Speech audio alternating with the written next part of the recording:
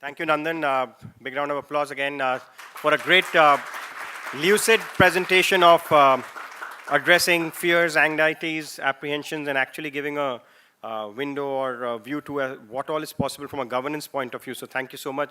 Just to let everybody know, last year when we hosted Nandan, 1 month after demonetization, he spoke about the road to a cashless economy. It was a very apt and appropriate, and if I may say so, what he said on 6th and 7th of December last year unfolded exactly like the way he described it would, the road to cashless economy. So we hope what you have said today is a good benchmark for how things will unfold in the next few months, and it has very, very serious implications to improve the lives of 1 billion people. So thanks so much, but at the core of it lies a technology platform, a tech-led solution, which is where I invite Sanjay Jain to come on stage along with his colleagues. I'll let you decide, Sanjay, how you want to call them on stage and when. Sanjay's presentation will have certain Q&A. So we have about an hour for Sanjay's presentation, including the question and answers, because it's followed by a panel discussion. Sanjay, over to you for the tech part of it. Thank you so much.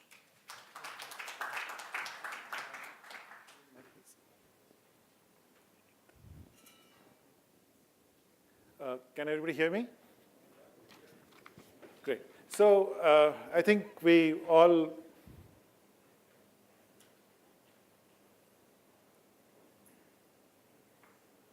can somebody help me? Yeah.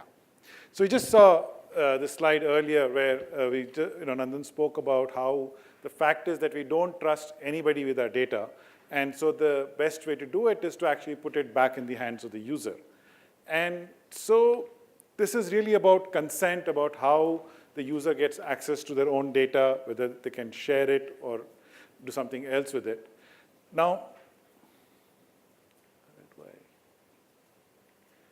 so generally when we think in terms of consent, so for a lot of conversations that, when we use the word consent, it's about consent to collect data. Now, that's actually the one part we don't want to be discussing today, because that happens directly between the person who has, so for example, I have an application and I consent to share my data with I consent to let the app collect data directly from me. And that's just a two-party transaction. And what is more interesting is the consent to share. When I take data from one provider, I use it and to use it, I have to give it to somebody else. And so a lot of the conversation today is actually going to be about the sharing part of it. So, we thought it would be useful for us to work with an example. And the example we are using is actually neither financial nor health, but something much more prosaic. When I use my phone and type out a message, the swipe keyboard uses a dictionary. This dictionary is personalized for me. It actually starts out by asking for permission to gather some data about me so it can create a personalized experience. And in this example, what we have done is given them access to my contacts, my SMS history, and my mail.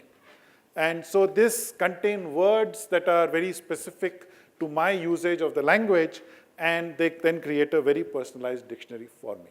So this is really the consent I gave for collection of data. They applied some intelligence, created a dictionary, which they used to personalize a service. And the reason this is important is that we want to discuss this in the context of different types of data.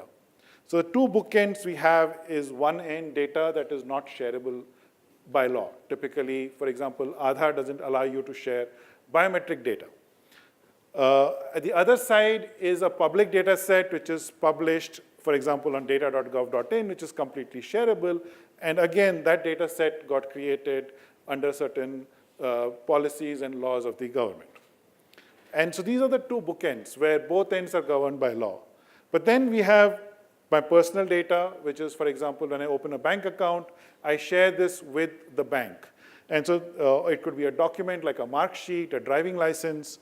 And this is in the category of personal data, which I'm typically giving to my provider. The second is the data on platforms. Like Nandan described, I go to Google, I do a search, my search history. This is data created by me on a platform. And as a result of this, the platform captures and stores this data. I don't have a copy of it. And this includes my bank transaction history, it includes my raw location data. That long as I go around, my phone tracks it, it knows where I am. Then we have data which is derived from all of these together, which somebody has gone in and put intelligence onto it. A good example of that is my personalized dictionary that you saw. But another example is the credit score. They took data about my financial records from multiple people, put their intelligence together, created a score that defines how creditworthy I am or not.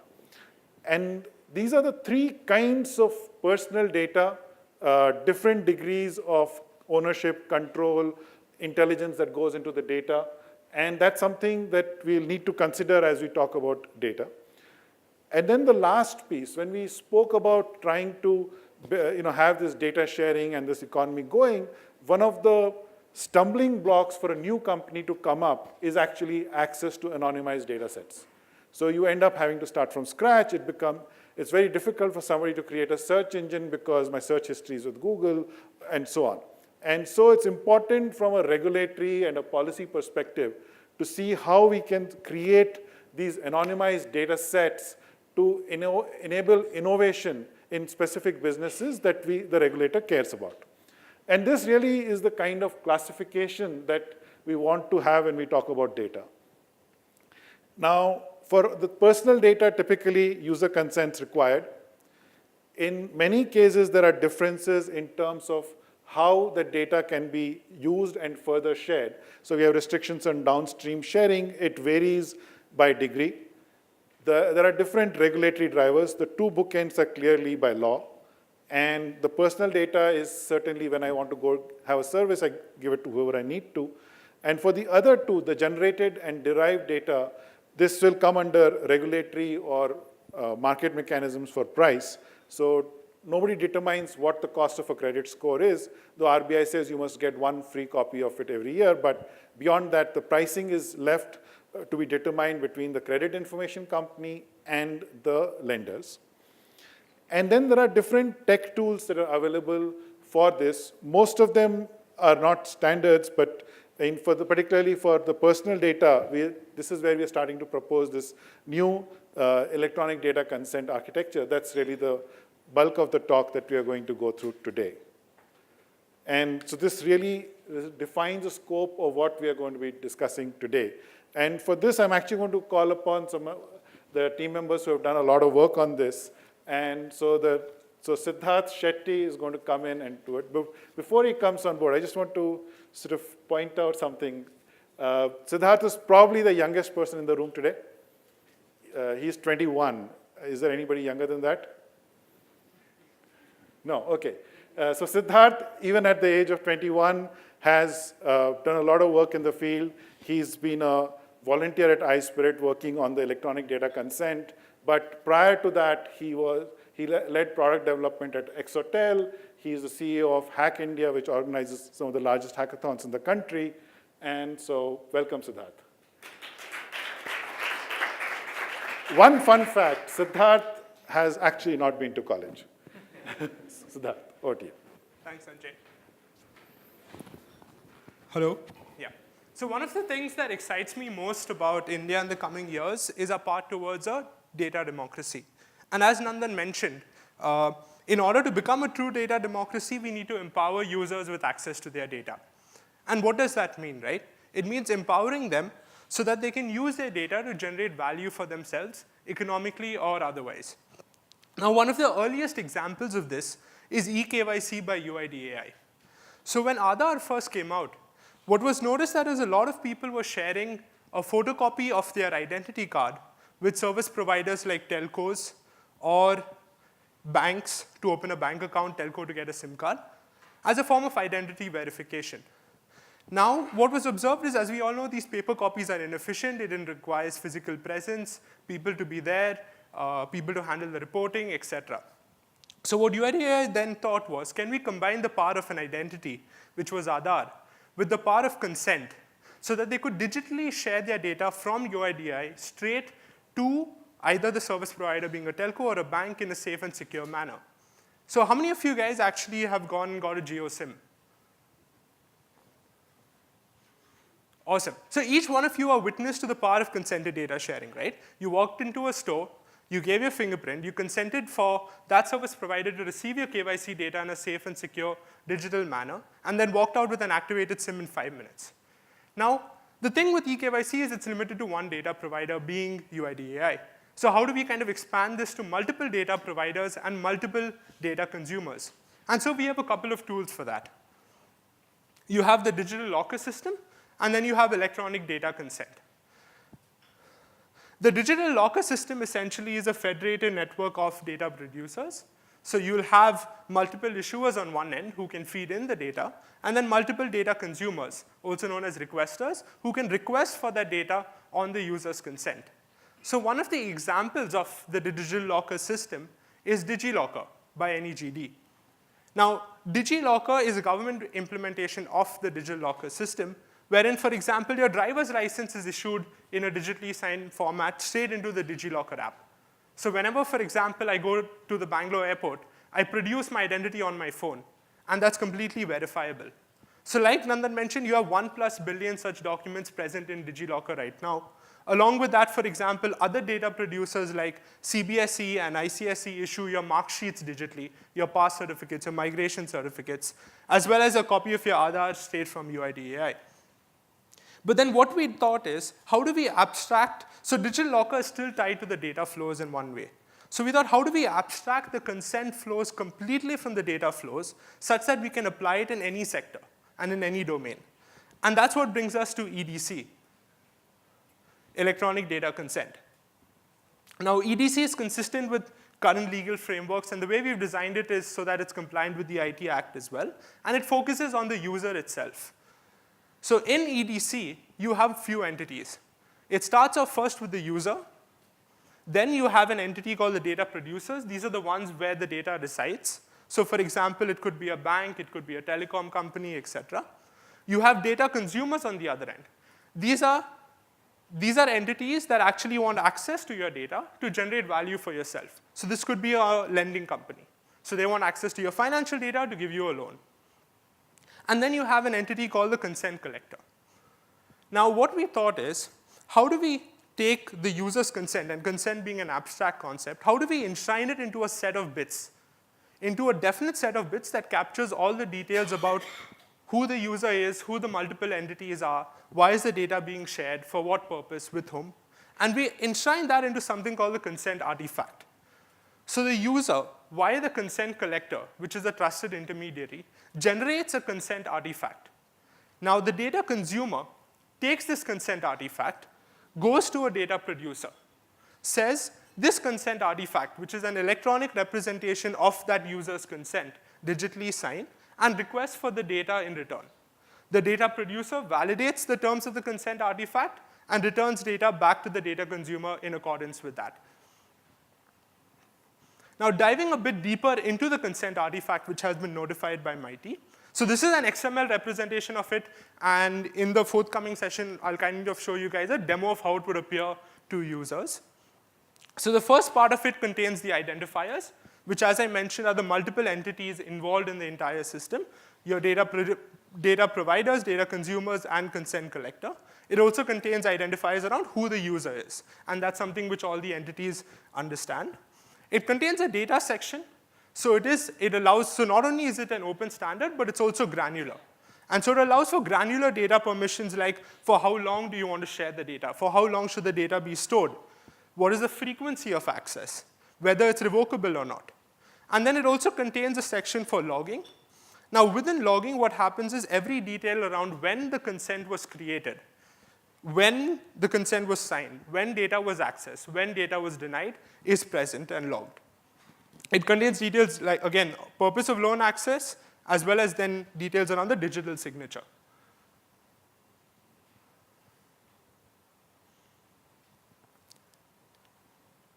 Now, electronic data consent, one is, given the fact that we want to empower users to share their data, it should also be revocable. So let's say the user is given access to a particular data consumer to access the data for a certain amount of time, but after a point in time, he feels that he wants to stop that access. So he can then use the revocation functionality of the consent artifact.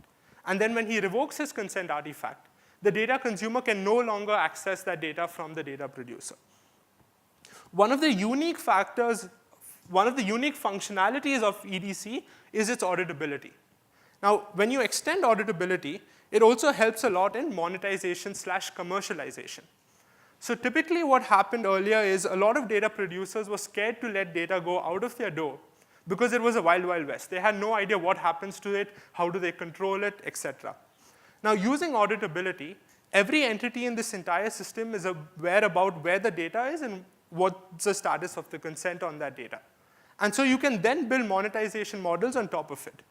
And then notice, wherein for every consent creation, consent denial, as well as data access, the user is notified.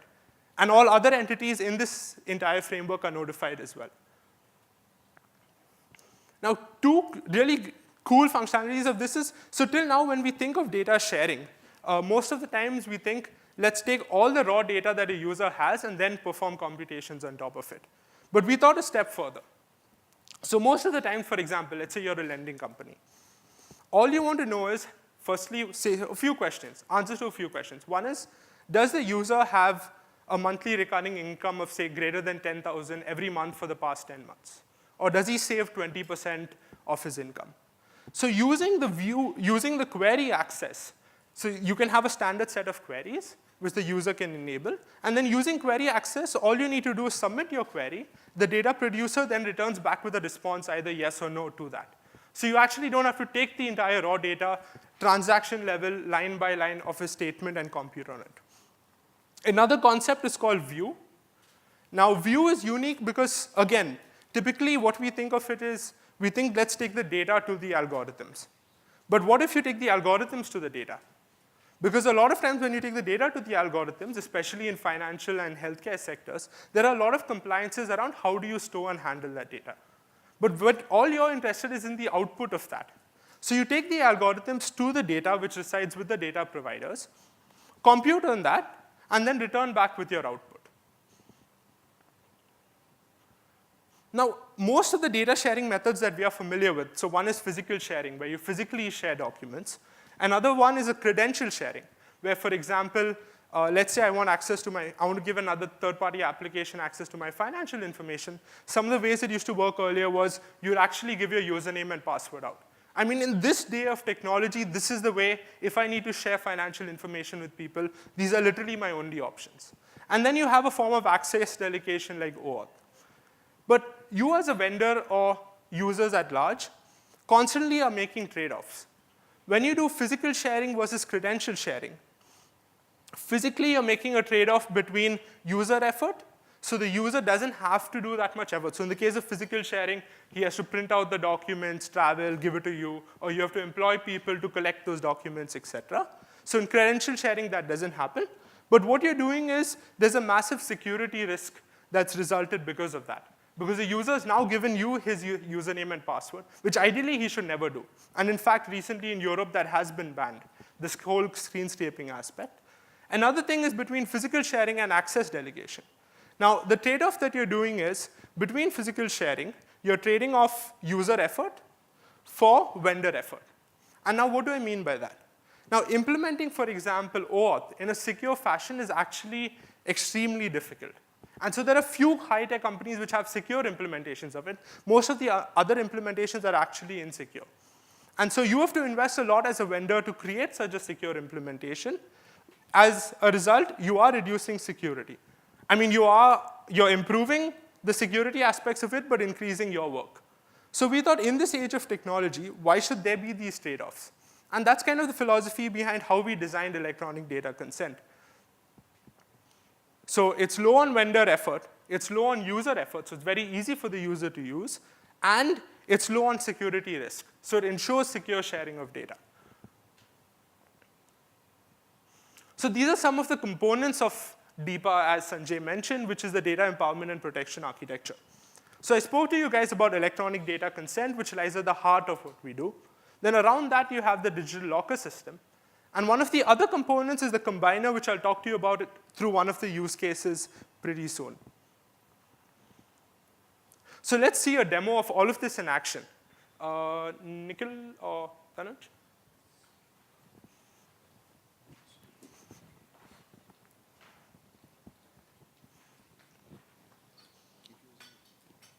So if I,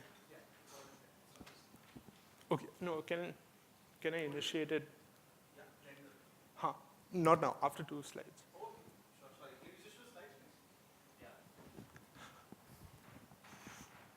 So let's meet Rohan.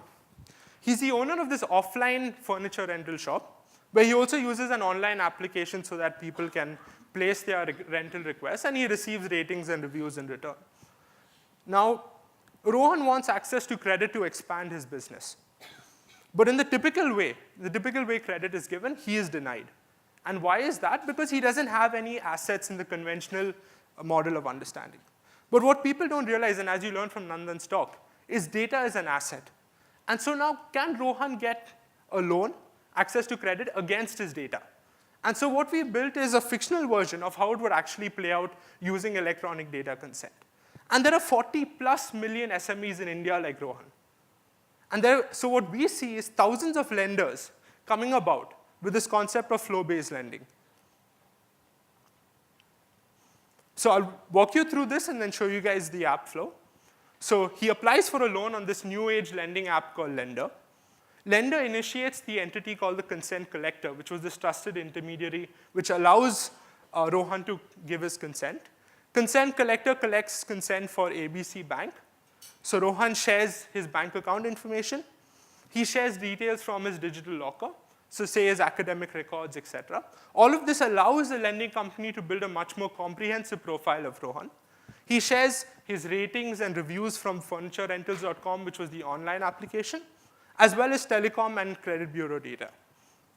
He then digitally signs the consent artifact using an Aadhaar-based e-sign. Lender, which is the lending application, takes the digitally signed artifact to the respective data producers. So each of these out here are the data producers. The data producers then validate the artifact, and in accordance with the terms of the artifact, return back data to lender. Lender would then use this data, and that's where your machine learning algorithms kick in, where they use that to make a personalized credit score / risk assessment and give a loan offer to Rohan. He accepts a loan offer, and then repayments happen digitally. So can we start the demo?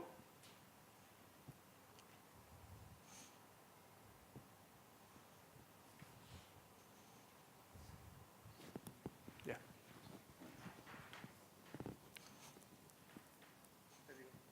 Can we switch to the phone? Awesome. So let's kickstart the Lender app. So I'm just going to log in.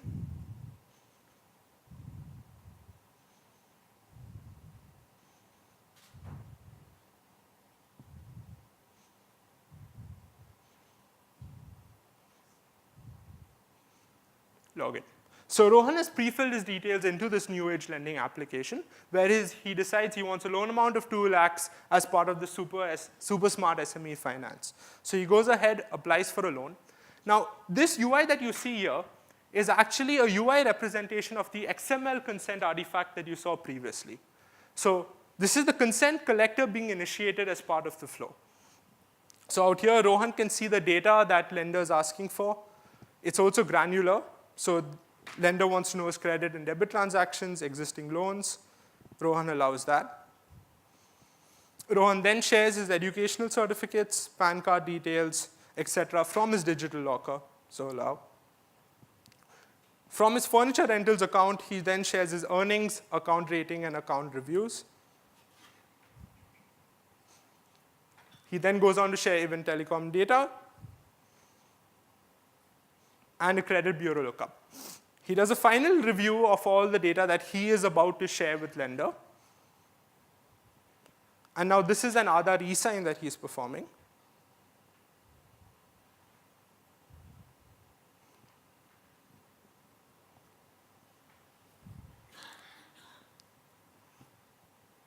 So the way the e-sign flows, typically you give your Aadhaar number and you get an OTP in return to the registered number.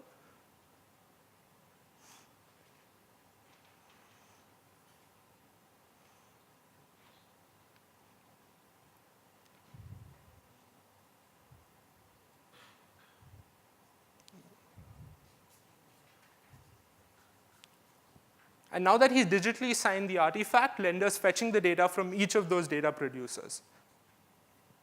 And that's the personalized loan offer that Rohan sees. Now, this would not have been possible if not for DEPA. Because what's enabling Rohan is he's now able to use his data as an asset to get a loan. And thus, this is kind of the perfect story of how he went from data rich to making himself economically rich.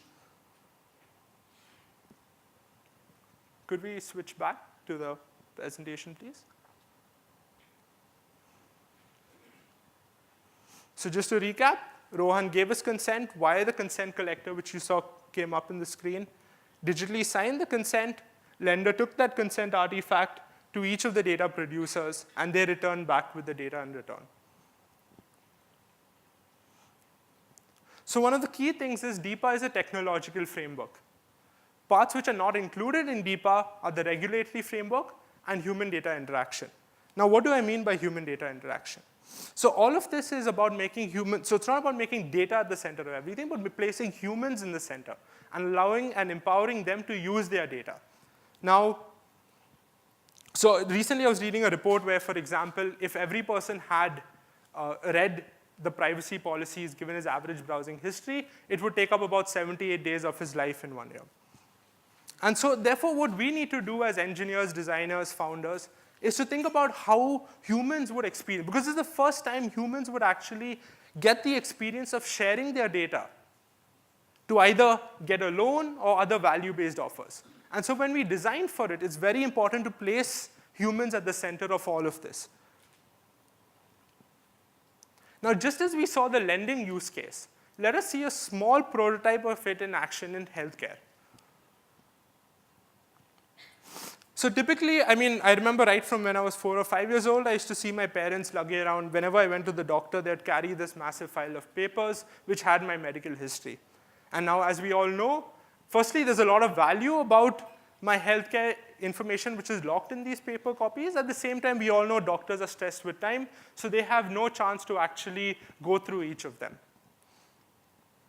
So what we were thinking is there a way for me, let's say every time I book an appointment, now I've grown up, and now every time I book an appointment, can I, using consent, share my data electronically from the pathology labs, since they are one set of data producers, to my doctor directly, so that when I reach my doctor's office, he already has my medical records in front of him. Thus, it saves time. And then can he use the combiner, which I spoke about earlier, to combine all of these records into one single record and then understand patterns from it. And so let's see a demo of that. Sorry.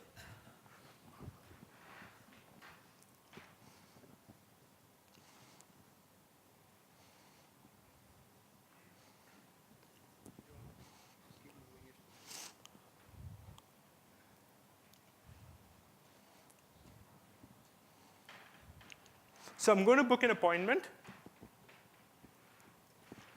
I choose my time slot. And like I mentioned, along with booking my appointment, I want to consent to share my data with the doctor as well. So I decide to share my medical records. Now, these are a list of like lab tests and diagnostic tests that I had done over a period of time. So I choose whichever one is relevant to the doctor I'm going to, and then proceed next. And again, here we're doing an Aadhaar-based e-sign flow to digitally sign the artifact. And the reason we do that is to prove that it's helpful for the data producers to know that it is this individual himself who has authorized this consent.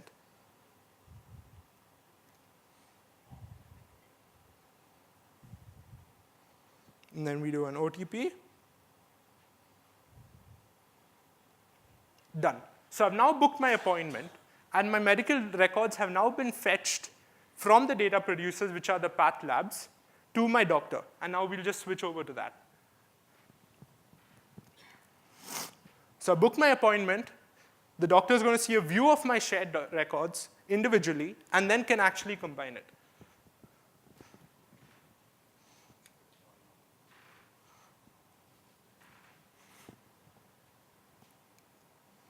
So this is what the doctor would be viewing in real time. So the doctor clicks View Records. She can choose to see each of those individual records, but like we said, doctors don't have time, right? So why not combine all of it and produce that in one view to the doctor? And so using machine learning, so this is not a mock-up at all. This is using machine learning algorithms. We have combined the different types of structured data that are present. Each one of them have different types of schema into one unified record. And this is the combined record that the doctor can see. And now in a matter of minutes, a doctor can actually understand and try to see time series patterns of this data. So these are different lab tests that I've done over a period of time. And you could also build cool analytics on top of it, etc. Thanks.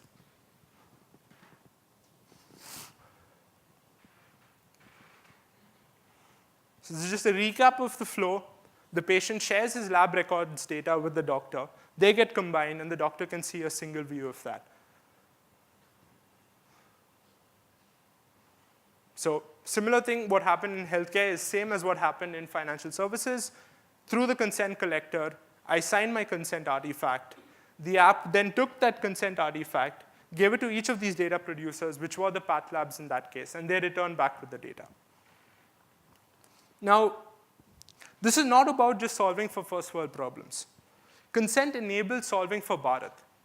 And so one of the best examples of that is through agriculture. And so I'd like to call upon Sahil on stage. So he's a VC at Espada and a keen focus in agriculture. And he's going to walk you through how data and empowering farmers with consented data sharing could generate economic value for them. Thanks, guys.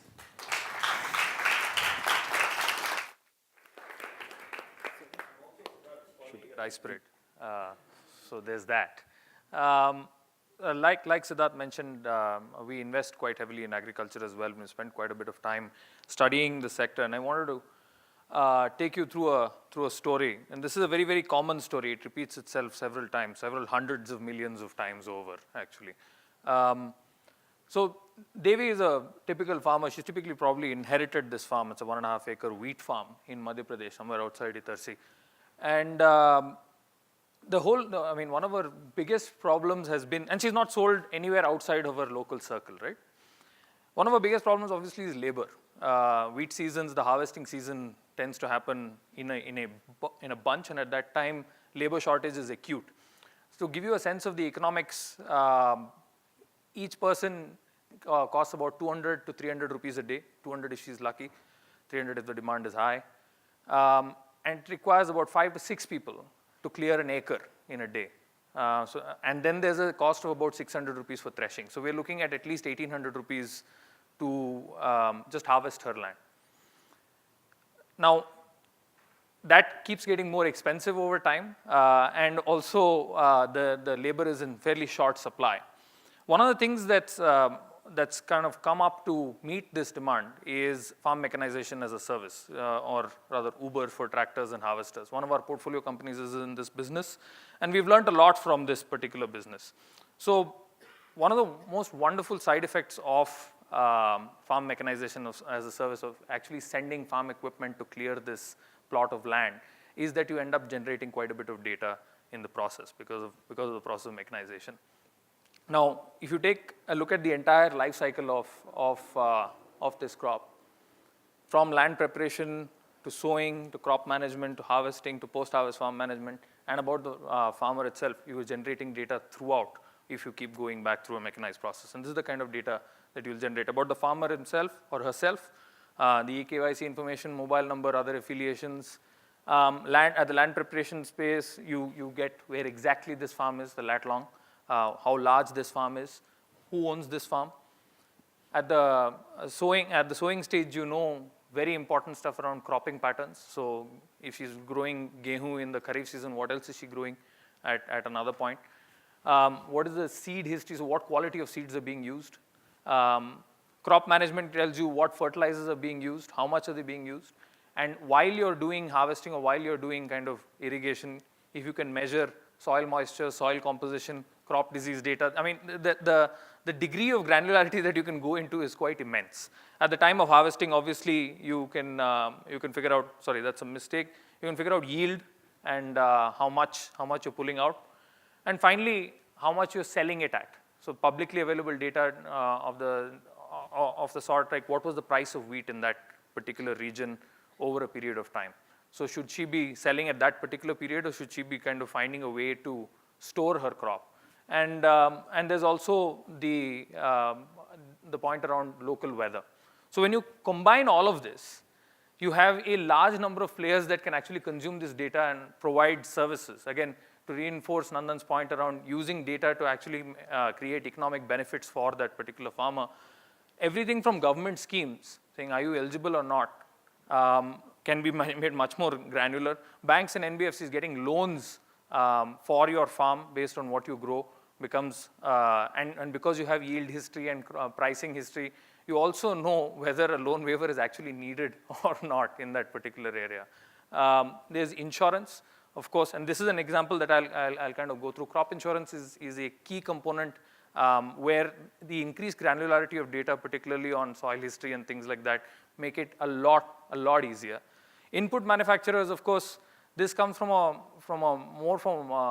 improving the quality of produce and improving productivity itself. So if you're able to provide better seeds, better fertilizers, better micronutrients, which are suited for that local condition and its weather and its soil, then you're probably going to have better produce, which in turn will have knock-on effects on downstream buyers. So I think as of August 1st, the government has launched an initiative called e-Rakam, which is connecting buyers and the farmers themselves to get the best possible price for the produce. So if you're growing, say, chip-grade potato instead of ration potato, then you should be getting a much better price for your produce. Or if you're growing a certain kind of ginger and you're not using XYZ fertilizer, then you'll probably be able to attract a better price for your produce.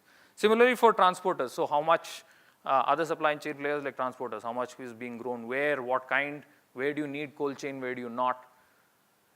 So here what ends up happening is that the data producers could be mechanization service providers, and then their number could be lower, and there could be immense number of consumers of that data who will actually provide this money back both to the, via these consumers will be able to provide better benefits to the farmer by paying the producers for this data, right? So that's a kind of overview of what's possible in agriculture. I'm happy to kind of talk offline on this stuff, but we're running short on time, so I'll bring Sanjay back. But yeah, thank you. Great. So we just saw different examples of how electronic consent can be used to get data, to share it with people that can be used for their benefit. We saw examples in healthcare, we saw lending, we saw agriculture, and this really is the key to a data democracy. And this is really how you invert the data, because the consented data sharing is how the user exercises control on the kind of data sharing that's happening. So at this point, we're going to open up for Q&A. We want to get the early adopter started. So I'm going to invite on stage. You want to get them all on stage? Yes. I would like to invite on stage Sahil, Siddharth. I want to introduce Saurabh. Saurabh's one of the key members of the team. He is a research volunteer with iSPIRT. Prior to this, he spent time at Bell Labs and Microsoft Research. He's a PhD in security from UCSD, and he's from IIT Bombay, most important. Actually, what is most important is he's a new dad, about a week old, and so. Is Pramod still in the audience? I saw him somewhere. Yeah, he was going to leave. So we're going to restrict this to the tech questions. Yeah, so Sanjay, what we're going to do is just to clarify, this session is pure tech-related questions. So policy aspect of discussion is going to follow after this. So anybody who has tech-related, what was just talked about in the DEPA model, whether health, whether it's agriculture, tech-related questions, please fire on. Yeah, okay, let's go one by one. Rahul, let's start with you. Do we have a mic for the audience? Rahul, right in the front. Yeah, on the right, yeah. So the request is questions short and let them kind of explain. Thanks. Rahul Tongia, fellow with Brookings India, scholar in technology policy for a while. Two quick questions on the tech side. One is, when you talk about consent being flow-based, can you explain that? Is it revocable? In the sense, let's say you allow something, and then doesn't the other end get it? That's like people who say, well, I'm encrypting, therefore I'm safe. Well, decryption happens at the other end. So once it's with the other end, then they can do a lot of stuff. How do you control what they can do once you've given a so-called flow-based consent to them? Which also then links, when you show that list of whole bunch of, they will see X, Y, Z, all of these things from you. What if I don't want to give this, but I'm happy to give the rest of it? It's still almost like getting to use it or lose it, take it or leave it sort of a thing. And then linked to that, what's your position on metadata? In the sense, your platforms won't know the content, your envelope, so to speak, on some of these transactions. I can do a hell of a lot with metadata. True. So actually, should we, you guys want to take part of the question, or? You wanted to answer? So in terms of what the other party does with the data, clearly when you give a consent artifact, the consent artifact includes the purpose for which you're doing the data sharing. And the moment you've now taken this data on that basis, and let's say they're doing something else with the data and I find out. How I'll find out is a separate question. But once I find out, then I can actually go ahead and have the law protect me from whatever is happening. That's really where the law and policy is to come in. It's not a technology solution to that problem. There could be, though, so we can discuss that. There has offline. to be a law. Finally, No, okay, so you're relying on the law to deal with it, not... yes. Okay. So, And- so just not entirely. I mean, so Siddharth spoke about this idea of virtual data rooms, which is a technology-based solution that people have come up with for addressing certain aspects of data protection. And so these are essentially kinds of technologies which allow a data consumer to process data in only in the manner in which they are required to be able to process the data.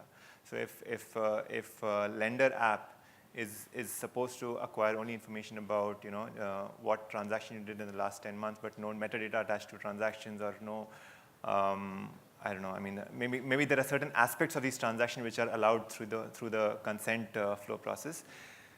The virtual data room technology will enable lender to access only those aspects of the data and nothing else. Now, we can't go into the details of that, but essentially what goes on is you deploy advanced kinds of encryption methods to modify the data and maybe transport the data into the lender's domain itself, or to a third-party server which is trusted to manage queries from lender.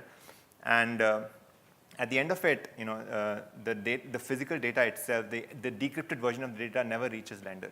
What reaches the lender is the minimal information that lender is allowed to access for the purpose of processing for the loan. And on top of that, of course, you need policy and regulation to ensure that once, in the situation that data leaks happen, even if decrypted versions of query responses which are obtained by lender and there are also rights associated with that. Only lender should have access to that minimally decrypted data. And if that gets leaked, or if the metadata gets leaked beyond the specified territory, and that's where things like audit, logging, and we need policy interventions to make sure that the audit and logging mechanisms are suitably utilized. And you talked about metadata, and clearly for us, metadata is also data. I mean, we include that in the concept of data. Why would who I'm calling versus the content of the call, and that's the typical difference between metadata and data. For us, the call record is just data. Okay. We have one question here. Yeah. Go ahead, and then we'll come back to you once again. Just on the, he has a mic. Hi, this is Bhushan from IFMR Finance Foundation. My question is on making this model actually applicable. For instance, there are issues as to how you can make this a real-time system where you can fetch data from a provider, you can make this data available to the consumer, and you can also incorporate the consent artifact in this. Like we have the RBI's account aggregator guidelines out, which I think capture most of this framework. And so far, there has not been a single applicant for that category of license because it's considered to be really difficult to implement and operate. There have been applications for that category of license. RBI has not proceeded to give the licenses yet, but there have been applications. Sure, I stand corrected. But any issues on sort of making this model applicable? Is this too difficult from a technology perspective to make it real time? So I think from so there are going to be, issues regarding policy and adoption of these frameworks. Because finally, this framework will work if everybody is following similar standards, publishes a URL on which they can accept a consent artifact, and then a standard way of getting data back. So I think today is the start of this journey for us to go from here to getting this acceptance. And I think the NBFC account aggregator guidelines are probably the most advanced in that journey. And they are very similar to what's happening in Europe with the PSD2's, the guidelines on access to accounts. So I think we are sort of mirroring what's happening globally, and that's at the most advanced stage possible. But to really get widespread adoption, we are going to have to see industries come together and agree on data standards and definitions and the use of these artifact. Can you just go to the back there? Yeah. First him, and then I'll come to you. 1 second, yeah. Yeah, this just behind you, yeah. Hey, hi, this is Anurag from Credix. So on one side, obviously, consent artifact will be something which will be transformational.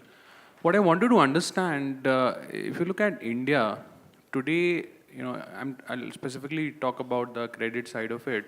From a lending perspective, most of the key decisions that are being made are based on the data that is still not freely available to all the platforms today in India. So are we doing something on the other side of it? So, giving the consent to share the data is one part of it, but having that data aggregated at one place, which is where you can, so if you leave aside Facebook, Google, Amazon, and those kind of platforms, most of the data, even on the agriculture side, a lot of it is very heterogeneous at the ground level. So are we also doing anything on that front to help the aggregation of it so that it becomes easier to actually share the consent? So do you want to take that side? Yeah. So consent itself here, what we've described as a standard for, and to address the previous point that was also raised, it's auditable. And so we call it the organs principle, right? Open, revocable, granular, auditable. Notice. Yeah, notice. Sorry. So these and shareable. So these are the principles that that a consent artifact will have. Now, particularly in agriculture and even in financial services, there are different players that are generating this data, and a lot of it only recently has become digital generation, particularly in agriculture. What we are seeing is that, as Nandan referred in his presentation, that if the data concerns a particular individual, that individual must be able to have access to that data and then share it with somebody else. So if it is with multiple places, and I am able to say that this is my data that is there sitting with you, I should be able to, using the consent artifact, redirect that data to somebody else who might be able to give me an economic benefit for what I need, right? I'm not sure if that was your question, if I'm answering it. So may I just add to that? I think Nandan already pointed out that the efforts to free the data, to unlock it. So on the government side, the government can do whatever it is doing and a little more to unlock the data. And on the regulated side, clearly again the regulators can step in and in their jurisdiction enable the data to become more available. And finally, it's on the private sector side, which is where the remaining effort is, where we are actually depending on laws and other mechanisms to force people to unlock the data for the consumer. And so that is, once that does happen, then perhaps there may be room for an aggregator type of entity to come into that space and take care of what is really a common problem to the industry. In the finance side, we've already seen that happen with the account aggregator model, and perhaps in other industries, we may expect similar models to come into being. Thanks. Okay, we'll just go back to in the white t-shirt, yeah, right at the back, yeah, and then we'll come to Ajay. Yeah, this is Venkat from Startup Sanatana. I'm just curious to know, okay, for any kind of data portability, definitely from system A to system A, if you want to port, all the entities or the schema, whatever is having, definitely the other systems should also have it. And okay, in the global scenario, okay, how can you, think of data portability where you don't know the schema of the other person, and okay, dynamically how can you share it? No, I just showed you a live example of that. So for example, using machine learning, you can combine all these schemas. So you can learn Even the across data type and so many other factors True, come exactly. into picture, and That's all exactly the things what should, we did. okay. So we had different pathology labs, each with their own schema. So we didn't have any centralized schema. Each one of them, if we could have gone back and seen the records, had their own different structure. Then using advanced machine learning algorithms, you combine all of that, because at the end of the day, what that data is conceptually the same. It's containing certain units. If you bring down that entire schema, it contains certain units, certain values, etc., which is what we produce in a combined report. And this combiner would actually be open source. So we'll be open sourcing No, I this just tool. observed that one. Even if you aggregate that one, I just saw that, okay, you are showing 4 or 5 different types of reports for a single person. Correct. And just imagine redundant data is there in all the things, then which data will take override the other one? All those questions will come, right? Business domain is See, going to for have to- simple example, okay, you're in, okay, Can I test give or a few something. examples of? That could be Sir, there in all the may four. I request, your question is, I think they've understood it. We can take the detailing offline, but go ahead and finish the answer. Yeah, so see, in terms of the technology trend, over the last 10 years, we've seen internet shopping sites, comparison shopping sites come in, which do data scraping from different sources with different schemas. Finally, the intent of the data is the same, to provide, it's a shopping site, it provides a good to be sold, a price, and certain other characteristics with it, and then it's just different formats. And technology over the last 10 years has evolved where people are able to take this data, combine it into a way and give you a comparison shopping experience. The same thing has been taken to the next level in the example that Siddharth showed with medical data, where if you may not have noticed the details, but the different units were being measured differently. Different labs were reporting it very differently. It was not just a matter of taking the numbers and doing it. There are issues with regards to units, with regards to how the particular medical attribute was measured, what technique was used. All of that did show up in the final result. And so this science has advanced considerably. And yes, there will be places where such maturity may not be there in newer tech spaces. And I'm sure that will also come about. Because finally, when you talk of social graph portability, 10 years back, people have raised the same objection. But today, it's a reasonably well understood concept. So I think with maturity, some of those issues will get sorted out. And just to add to that, I mean, social graph actually is a much more complex unit of data to export. But for most of these things, these are key value pairs in a time series tied to a particular IT. For most of this, and all of this is fairly easy to consume when you look at the most reduced technical format, right? Key value pair in a time series tied to a particular IT, for the most part. Graphs are another matter altogether. So let's take the detailing offline. Ajay, go ahead. So for the data producer, this is Ajay from Intel. For the data producers, they would have invested a lot in maintaining and retaining the data. How do you see, do you see some kind of a market model or a financial aspect come into it? And then how would, let's say, the infrastructure that you've thought through scale to kind of, implement that if it comes along? So certainly we believe a market mechanism is going to be required. And it's not clear what it will be, what structure it will take, but a market mechanism will certainly be required for this data to be unlocked, to be shared, and because people, of course, spend a lot of effort in pricing it. And some of the pricing may depend on the original model under which the data was created as well. So I think we will expect to see evolution in the industry on this front, but it will be something that has to make sense to all the participants. And I think we'll depend on the different regulators may take different views. So for instance, in telecom, my call data record is required to be provided to me. But similarly with banking statements. But maybe there is the next level of detail which may or may not be. My ATM transaction history, for example, which ATMs I went to, not specifically the money I withdrew. That again, the regulator can take certain calls on how that is to be given out, what some of the pricing mechanisms are. Yeah, go ahead. We'll take a couple of more after this. Hi, my name is Samuel. I'm a lawyer. And so to go back to the answer about, as part of the first question on the sort of due diligence or the data room that you were talking about, right?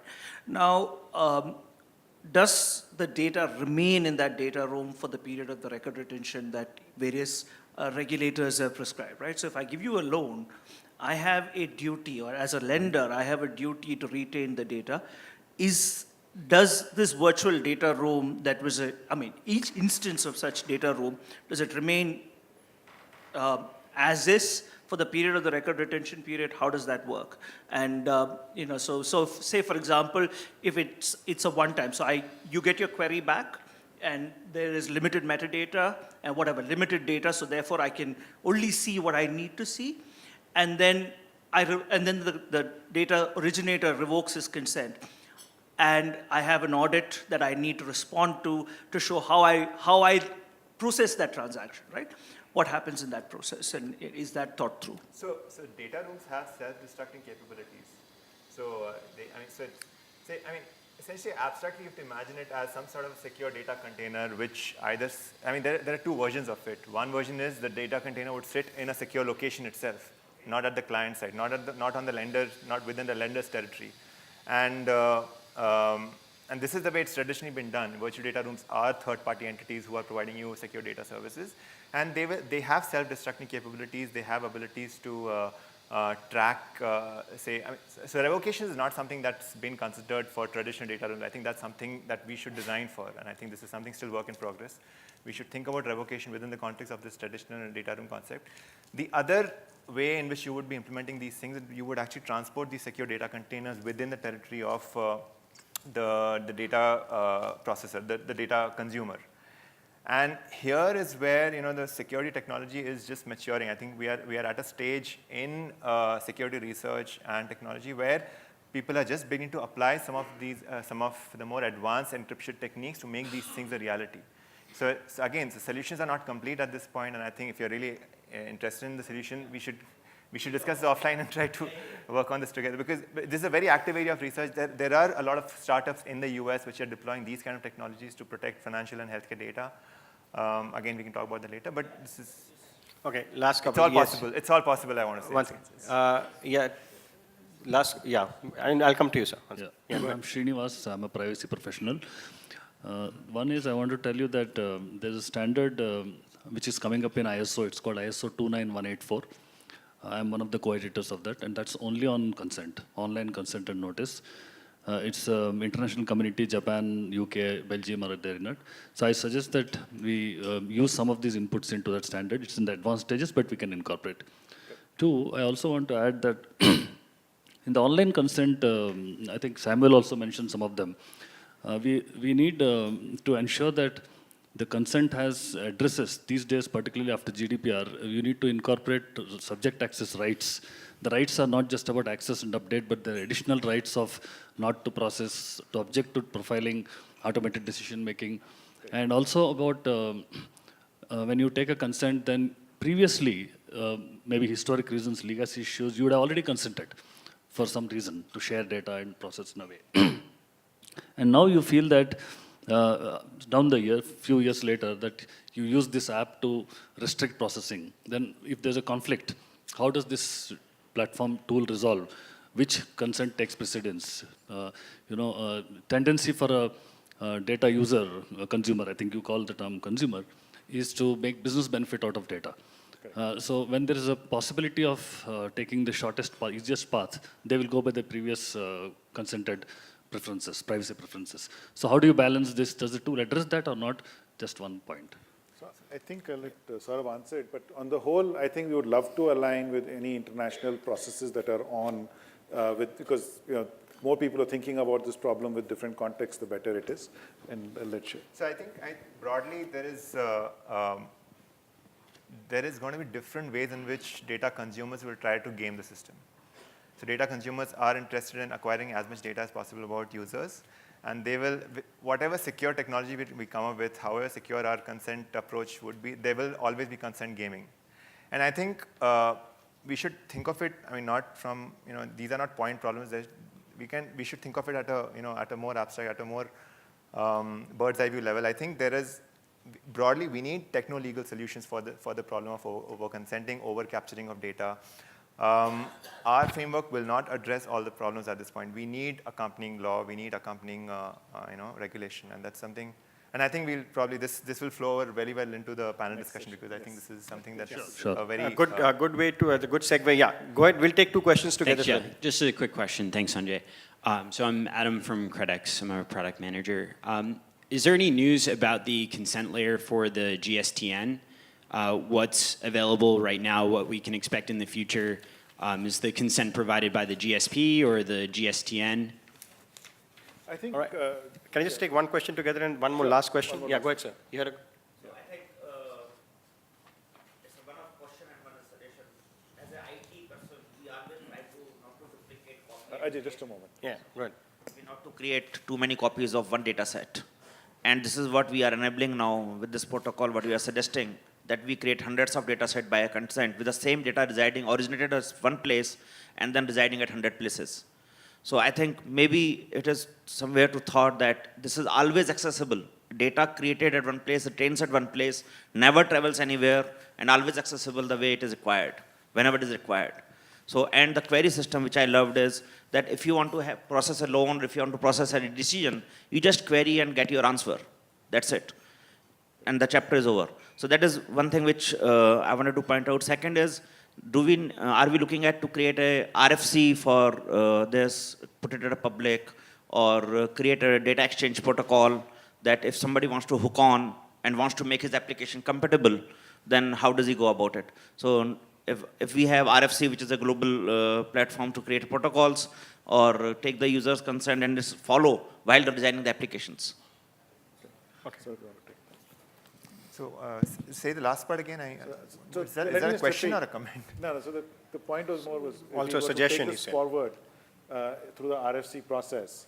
So you take this structure that we have put together, put an RFC out so that people can comment on it, and that can become a more standardized way, and maybe even have open source projects that can actually build on this technology. That was one part. The other part was from the data governance perspective, where you have the data room concept, to see how that could be enhanced so that the data always stays in one place and it's only queries that are used to share the results of that data.